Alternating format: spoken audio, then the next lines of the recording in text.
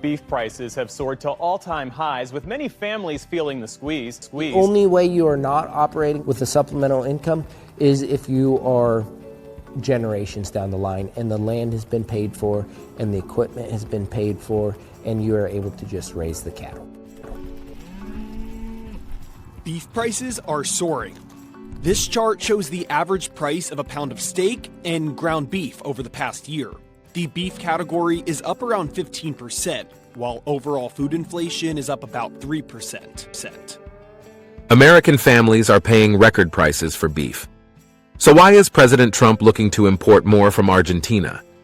The answer lies not in a simple shortage, but in a silent takeover of the global beef market. A takeover engineered not by a superpower, but by its closest neighbor. This is the story of how Canada exploited America's instability and rewired the world's meat supply. On CBS's Money Watch, anchors noted the crisis at the checkout counter.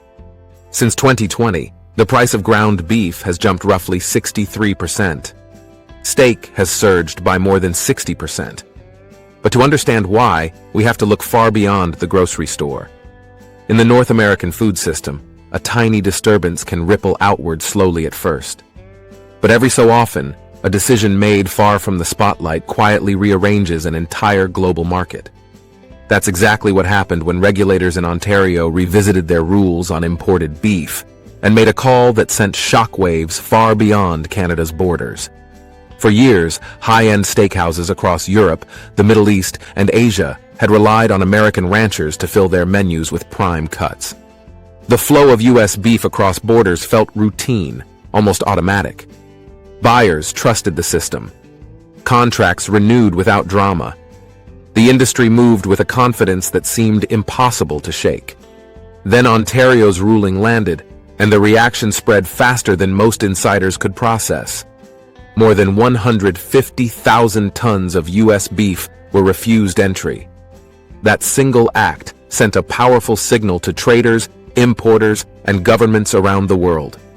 Countries that had treated the United States as their default supplier suddenly hesitated. They began rerunning their calculations, watching Canada with fresh interest. Back home in the U.S., ranchers saw cattle backing up in feedlots while overseas shipments slowed. The familiar rhythm of the beef business started slipping out of sync. How did one regulatory decision help reset expectations across the global market? Why did Canada end up in the spotlight at the same moment American producers stumbled? Let's unpack what happened. The trouble inside North America's beef supply chain didn't begin at customs, and it didn't start with a dramatic political clash. It began quietly inside the United States, when one of the industry's most powerful companies made a move that rattled ranch country. Tyson Foods announced it was shutting down its large beef processing plant in Lexington, Nebraska, a facility that had long been a cornerstone of U.S. beef production. Because of its size, that closure didn't just affect one town. It sent shockwaves through ranches, feedlots, trucking routes, and international contracts connected to that plant's output. Around the same time, Tyson's facility in Amarillo, Texas, cut back to a single full-capacity shift. To industry watchers, that didn't look like routine fine-tuning. It looked like a warning. A system that depended on constant, high-volume movement suddenly appeared unstable. And this was happening against a backdrop of ongoing strain. U.S. agriculture was still dealing with the long shadow of the pandemic. Ranchers faced rising feed costs, labor shortages, unreliable transportation, and growing financial pressure.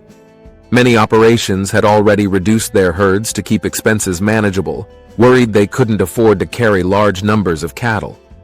Others delayed badly needed investments, or postponed sending animals to slaughter, trying to avoid slipping deeper into debt. The system was still functioning, but just barely. It was like a machine running without enough oil, grinding forward because it had no other choice.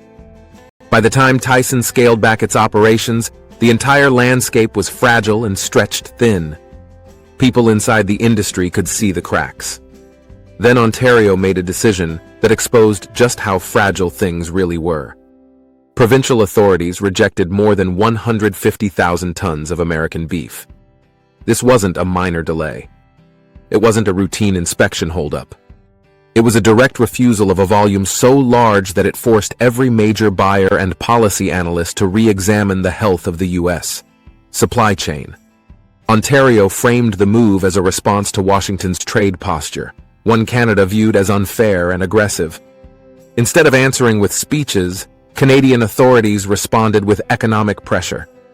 And that message hit especially hard because it landed at a moment when the U.S. system was already under strain and in no position to absorb new shocks. What followed wasn't just a quarrel between two neighboring economies. Ontario's action became a catalyst for something much bigger because it brought into the open a shift that had been building quietly for years.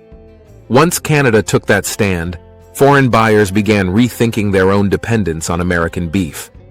For a long time, U.S. beef had appeared virtually irreplaceable. Importers across Asia, Europe, and the Middle East depended on American supply chains for volume, consistency, and quality that helped define premium meat markets all over the world. Even countries with strong domestic cattle industries leaned on U.S. imports to meet demand and smooth out shortages. That dominance rested on trust. Buyers believed U.S. ranchers would ship on time, uphold standards, and stick to predictable pricing structures. But trust starts to erode when instability becomes too visible, and the previous few years had steadily chipped away at that confidence. Production costs surged. Global shipping turned chaotic. There were scattered concerns about quality. Trade disputes and tariff fights erupted with little warning. Many foreign partners tolerated these issues because the U.S. was still the biggest, easiest source of beef. They assumed that once the turbulence passed, reliability would return. Ontario's very public rejection shifted that mindset. It was bold. It was decisive. It pushed buyers to confront a tough question. Was relying heavily on the United States still the safest long-term strategy? Once that doubt entered the conversation, the aura of automatic American dominance began to crack. Japan became the first major market to quietly pull back. Tokyo didn't announce a headline-grabbing ban, but it reduced its future U.S. orders and moved to diversify supplies. That step was hugely significant, because Japanese demand for high-quality beef underpins entire segments of the American ranching economy. Losing even a slice of that demand meant losing bargaining power in future negotiations. Germany followed by reviewing long-standing contracts, while European distributors signaled that they were preparing alternative sourcing options.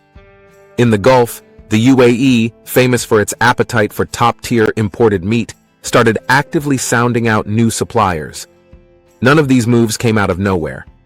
Behind closed doors, importers had been uneasy for years about the volatility of U.S. trade and export policy. Tariffs, regulatory swings, and sudden changes in export strategy had created an atmosphere of uncertainty. Canada's decision didn't create that anxiety. It simply brought it into sharp focus. As foreign buyers reassessed their relationships, U.S. export terminals began to choke. Containers sat at ports longer than usual. Cold storage facilities filled up.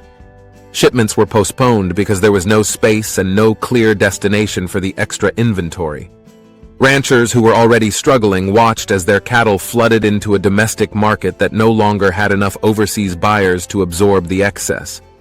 Their costs kept rising while their income shrank. Many cut back their breeding plans even further, terrified of being left with animals they couldn't sell profitably. The rest of the world wasn't simply walking away from U.S. beef. Instead, buyers were hedging their bets, spreading risk, diversifying suppliers, and planning for a future where dependability mattered more than raw production power. In the middle of this global reset, Canada suddenly found itself in a position it hadn't fully expected, but had quietly prepared for. Canadian beef producers began receiving calls from buyers who had never previously considered them as a primary supplier. These buyers weren't just asking for sample shipments.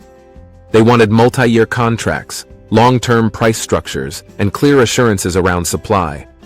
Canada had been exporting beef for years, but it had rarely been treated as the central player in the global market. That narrative started to change.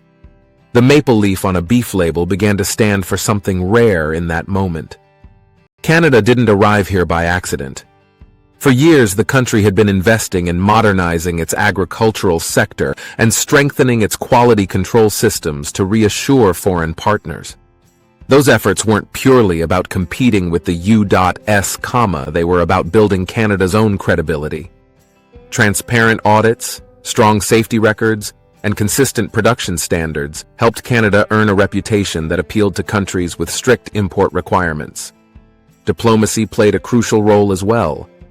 Canadian officials invested time and effort in building steady relationships with partners in Asia, Europe, and the Middle East.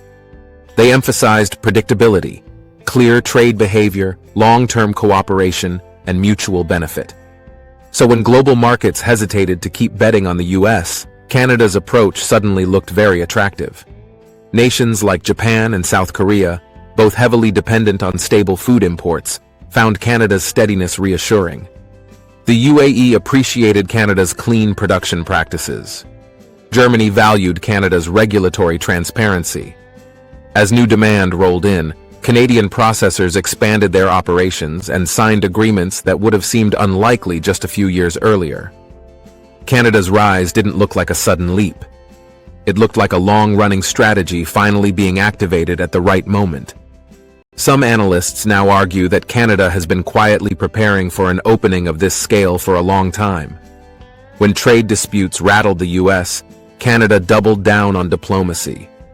When American ranchers faced sharp financial swings, Canada kept pricing more stable. When global confidence in the U.S. system weakened, Canada focused on preserving its reputation for calm and consistency. That steady track record made Canada look like a safe harbor at exactly the moment global buyers were desperate for one. As more countries redirected contracts north, the impact spilled into restaurants, processing plants, and supermarket supply chains around the world. Menus were updated to highlight new sources of beef. Food manufacturers locked in supply deals that favored Canadian producers. Retailers reworked their long-term plans, counting on Canada's more predictable output.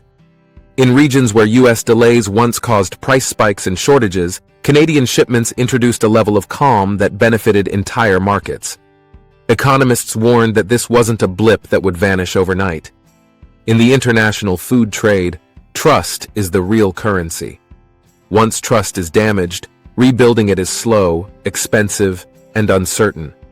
More and more buyers started to view the U.S. system as erratic, a risk they couldn't justify. Rather than waiting for things to straighten out, they adjusted course. U.S. ranchers continued to feel the pressure.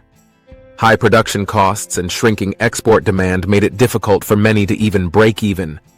Feed remained expensive, logistics stayed unreliable, and debt burdens increased. Some producers began to wonder if they could remain in the business long term. Others froze new investments because they couldn't see a clear or timely path to recovery. Globally, the conversation began to revolve around one key question. Was this upheaval just a temporary backlash against U.S. trade policies, or the early phase of a more permanent shift in the global beef market? The optimistic view argued that the United States still had enough production capacity and long-standing relationships to bounce back once political tensions eased. American officials repeated that message in public, insisting that the market would correct itself given time and stability. But privately, many analysts weren't convinced. Their doubts weren't about the skills of American ranchers, but about how the U.S. was now perceived. Importers had watched years of policy U-turns, export restrictions, plant closures, labor shortages, fuel price spikes, and chronic shipping disruptions. Each new shock added to the uncertainty. Every new uncertainty chipped away at trust. Canada's advantage was its steadiness. While the U.S. navigated a turbulent political environment, Canada stuck to more consistent rules, clearer pricing frameworks, and a measured diplomatic approach to foreign relations. So when Ontario blocked U.S. beef, buyers didn't see Canada as a temporary stand-in. They started to view it as a dependable long-term partner at a time when reliability mattered more than anything else. Once importers signed multi-year deals with Canadian suppliers, reversing those agreements would require major disruption. Restaurants and retailers weren't eager to invite more volatility into their supply chains. Food systems live and die on predictability, and at that moment, Canada offered what the US was struggling to guarantee. Over time, the depth of this shift has become harder to ignore. As buyers renew and expand their contracts with Canadian firms, some experts say that while the US may regain some market share, rebuilding its reputation will take years. Others argue that this is not just a temporary setback, but a structural change, that Canada's new position in the global beef hierarchy may be here to stay. The upheaval in North America's beef industry has become a striking example of how global markets react when uncertainty hits a tipping point. What began as a low-profile decision in Ontario exposed serious imbalances in the U.S. system and showed how quickly global confidence can move when it discovers a more reliable path. For decades, American dominance in beef exports looked untouchable. Buyers around the world depended on U.S. ranchers and saw little reason to look elsewhere. But once instability became visible, the market responded. Importers started searching for a partner that could offer security, and many found that partner to the north. Canada didn't surpass the United States with sheer size or aggressive tactics. It gained ground by staying steady while its neighbor wobbled. In global food markets, consistency can be a more powerful form of strength than scale, and that kind of consistency can decide the fate of entire industries. Today, the world is watching to see how the U.S. tries to restore stability and how Canada consolidates and deepens relationships that might once have gone automatically to its southern neighbor. The way this transition unfolds will shape the future of North American agriculture for years to come. What do you think about this shift? Share your thoughts in the comments below. And before you go, don't forget to subscribe and turn on notifications so you never miss our upcoming videos. Thanks for watching, and we'll see you in the next one.